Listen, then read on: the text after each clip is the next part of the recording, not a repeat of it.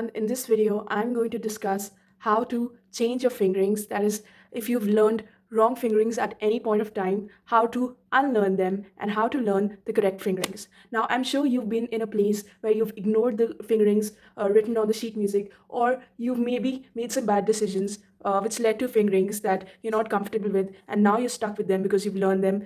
And the solution to this is first to understand what is the problem caused by the wrong fingering. So, for example, if I'm playing a simple passage like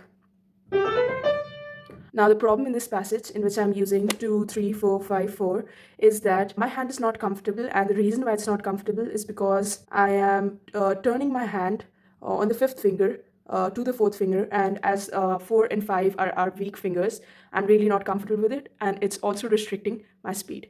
So, what I'm going to do about this is now first to understand the problem with the wrong fingering, and then after you've understood the problem with the wrong fingering, you have to replace it with fingering which solves that problem. So, this part can easily be solved by using 1, 2, 3, 4, 5, because this fingering is comfortable, it gives a good posture to my hand, and I am able to play in a fast manner. Now the problem is, how do we learn it and how do we unlearn the wrong fingering? Now what I would recommend to you is, first of all, whatever sheet of music that you're using, replace it with another sheet of music and write down the correct fingerings. A visual idea of the fingerings is very important, and that's why it's important for you to write down the correct fingering. After that, I would advise you to focus on using the correct fingering during your practice session.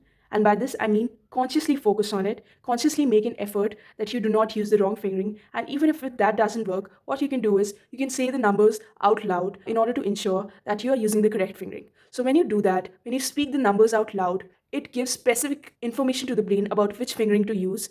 And that's why it's more likely for you to use the correct fingering now. So now I'm gonna ask my brain to use the correct fingering by saying the numbers out loud. So I'm gonna say 1, 2, 3, 4, 5. Another thing that can be done is to actually practice without the piano and practice mentally. I know it might sound a bit silly, but believe me, it definitely works. So you should try that out.